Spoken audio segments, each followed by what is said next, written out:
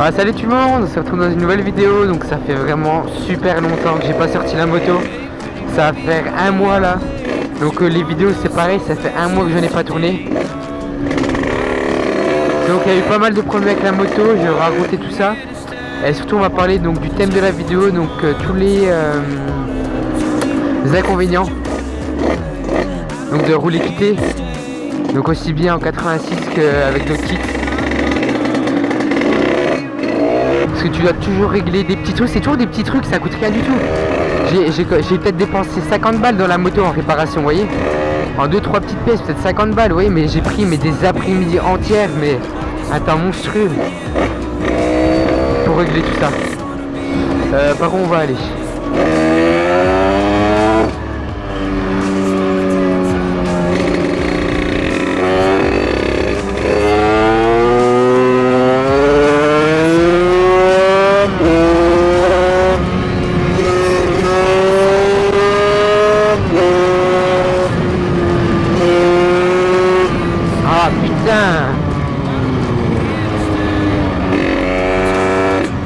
Ah désolé les gars, je sais que c'est dans cette vidéo je tape un peu souvent dedans aussi. C'est que ça fait un mois que je l'ai pas sorti, puis vous imaginez quand t'as un 86, ça fait un mois que je l'ai pas sorti, puis j'ai envie de taper dedans. Mais vous voyez dans le virage que j'ai passé la vitesse, l'avant il a commencé à lever et j'ai senti que ça retapait. Donc j'ai eu un problème, c'est qu'il y a mon pignon qui s'est barré pendant que je roulais. Enfin déjà pour commencer il y a mon boulon qui tient la roue arrière qui était mort quand j'ai changé mon pignon. Du coup j'ai racheté un boulon, j'ai monté le pignon et je suis allé rouler genre tranquille 70 et d'un coup pam, j'ai cru que la boîte de vitesse elle avait pété. C'était pas ça, c'était le pignon qui s'était barré en fait. Je pense que c'était le circlips qui était trop fatigué.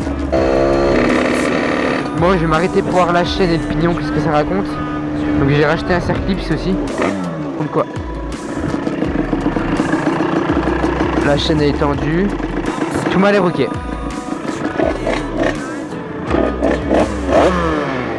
Parce que là, ce que vous entendez qui vibre, c'est mon kick.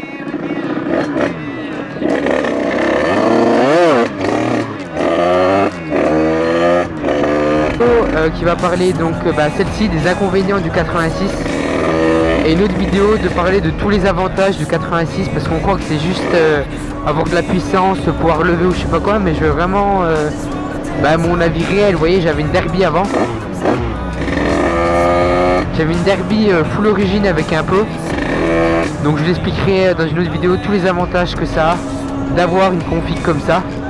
Et cette vidéo donc ce sera pour les inconvénients. Je prépare un petit départ à la MotoGP.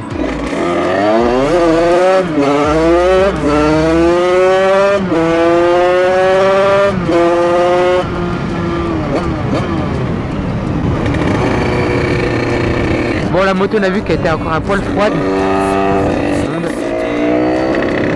Donc voilà, donc on va commencer tout de suite par les inconvénients. Donc je vais parler des inconvénients du plus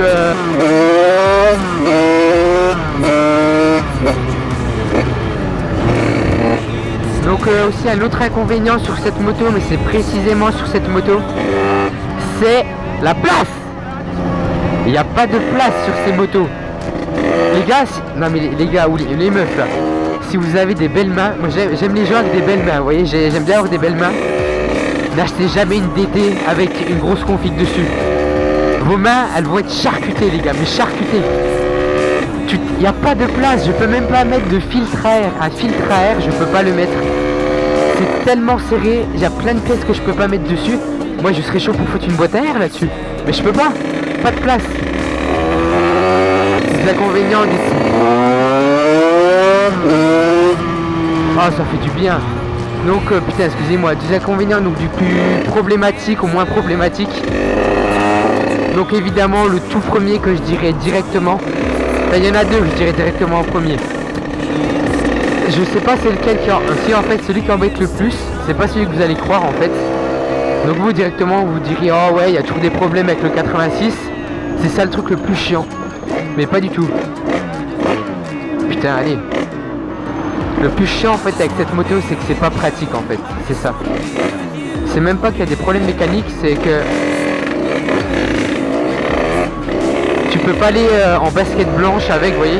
Je peux pas aller en basket au lycée avec ça. Parce qu'après, il y a toute la graisse, c'est du 2 temps.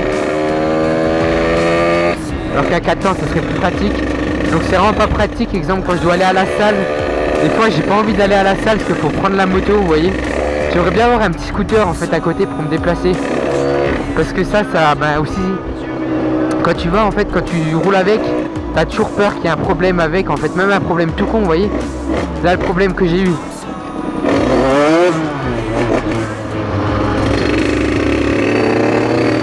Le problème que j'ai eu, où j'ai perdu mon piston, qu'est-ce que je dis, mon pignon, c'est un tout petit problème.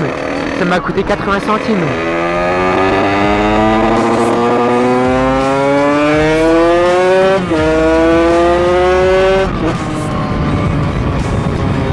Ça m'a coûté 80 centimes le problème, vous voyez, mais ça m'a fait perdre une semaine.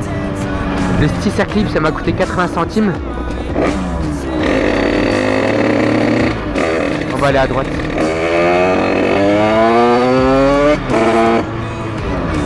En fait, c'est du temps que tu perds avec ça. C'est pas forcément de l'argent. C'est pas forcément de l'argent, mais c'est du temps que tu perds avec ça.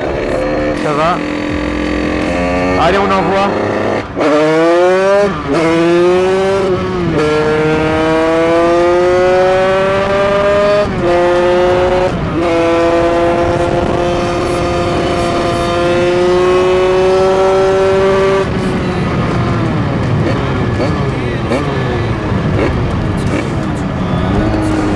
Deuxième inconvénient, évidemment, la consommation. Donc en fait, que tu tapes dedans comme un sac ou que tu tapes pas vraiment dedans, il n'y a pas une grande différence pour moi personnellement. Donc dessus, je suis en carbu 30. Carbu 30 Polini. Donc ça boit pas mal, clairement. Je sais pas exactement combien de kilomètres je fais avec un plein, mais pour vous dire, pendant le rodage, avec mes 7 litres, j'ai réussi à faire 95 km jusqu'à la panne sèche. 95 km jusqu'à panne sèche, mais pendant le rodage. Là, quand je roule comme ça, donc vous voyez, je roule tranquille, et de temps en temps, je fais des accélérations. Je fais à peu près 70-80 km avec un plein. Vous voyez ?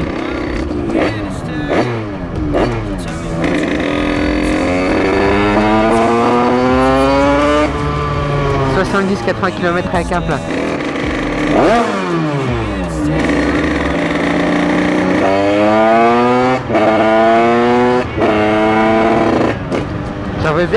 J'aimerais bien savoir si c'est possible de foutre un shifter sur un 50, ça serait trop drôle. Mais je pense que ça doit être vraiment compliqué. Parce qu'il faut régler par rapport à l'allumage. Il faut couper l'allumage. Puis déjà qu'il y a des allumages, les PVL ou tout ça, t'as même pas de lumière avec. Ça pourrait être marrant, faut que je rate sur internet, je vous dirais si c'est possible de foutre un shifter là-dessus. Alors en ville, si t'as pas des grosses axelles, bon allez. Ah, je sais pas s'il y a des gravions.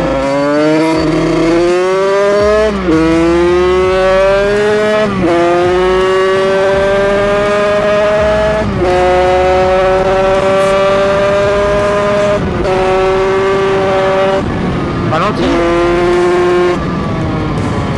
Là, il y a un peu de gravion.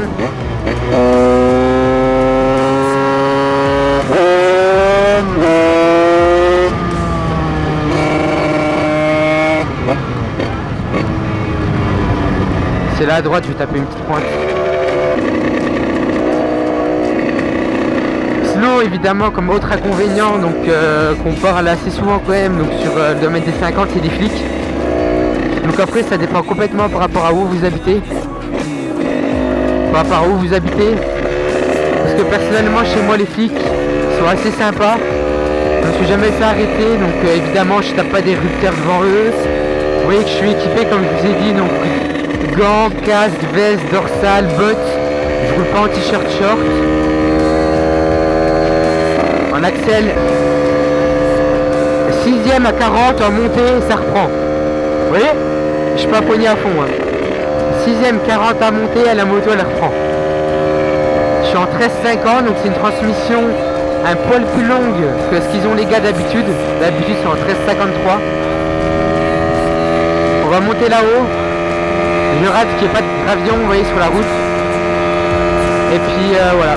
j'essaie de faire un 0 à 100 aussi, sans que la moto lève trop. C'est assez compliqué. Ah, ici on va essayer de monter à 130. Donc vous voyez, c'est une route où il n'y a personne là.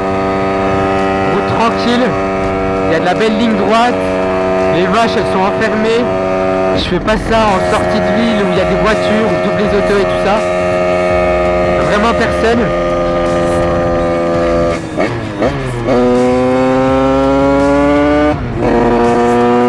La moto est assez chaude aussi. L'avant il va lever. À partir de là, je garde le pied sur le frein au cas où.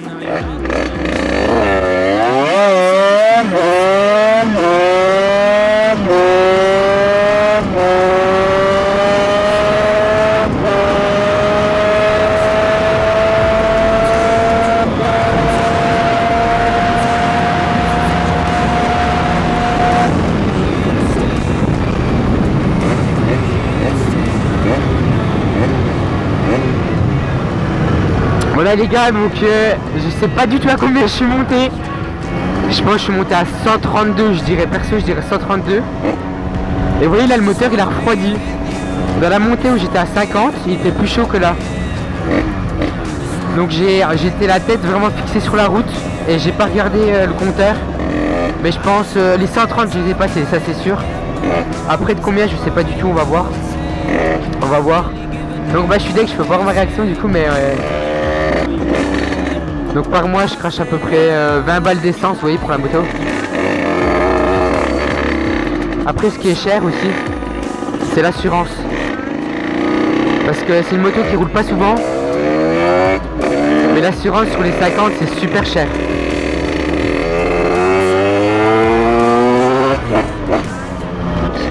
Cette moto c'est vraiment pas fait pour rouler, exemple. Il y a des potes à moi, ils me disent ouais on va à une ville un peu plus grande qu'ici, qui est à 30 km de chez moi, vous voyez, 30 km.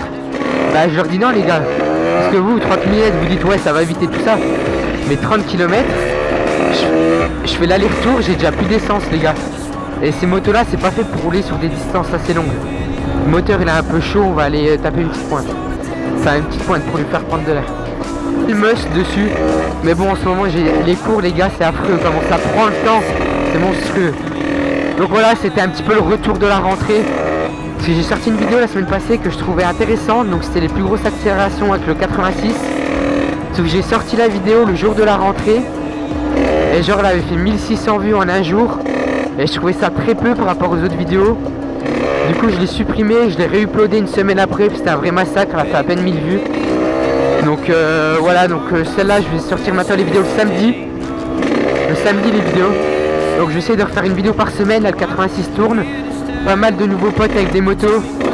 Donc voilà. Allez, on va un peu sautiller sur cette route. Wow.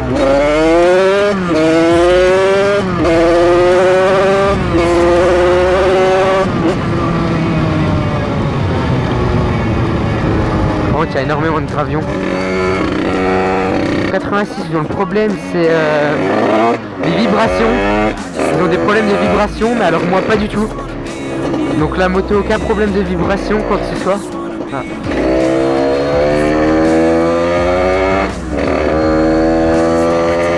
Ma moto c'est un ingénieur en mécanique à Strasbourg qui me l'a monté, donc tout.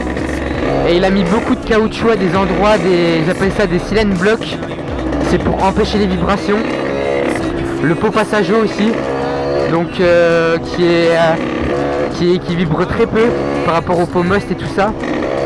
Donc aussi un des problèmes qu'il peut y avoir, c'est la surchauffe des moteurs. Donc des motos qui chauffent trop en 86.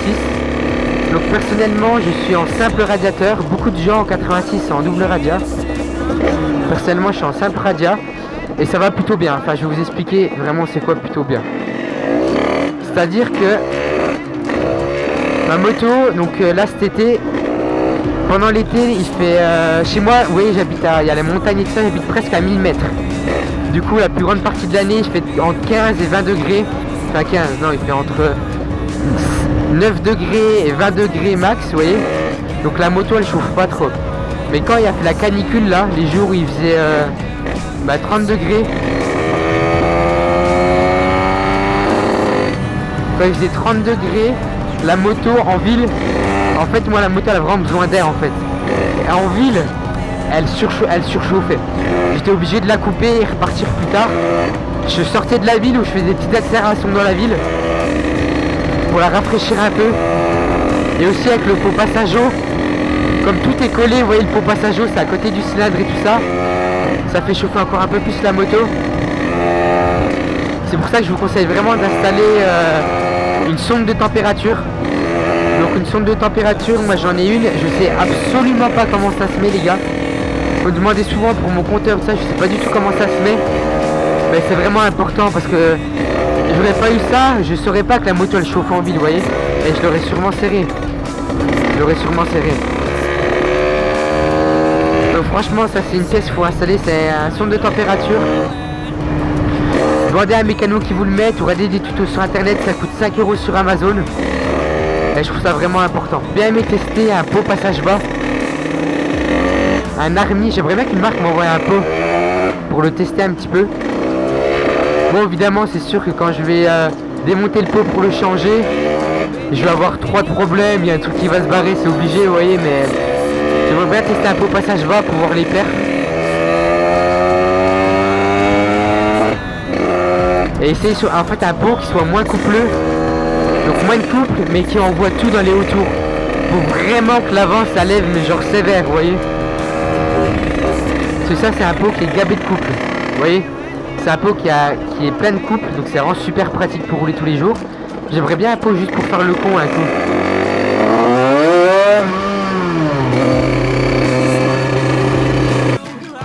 Merci d'avoir regardé la vidéo les gens. Donc n'hésitez pas à vous abonner. Si vous êtes resté jusque là, ça rend super. Nouvelle vidéo la semaine prochaine. Et puis je vous dis à plus.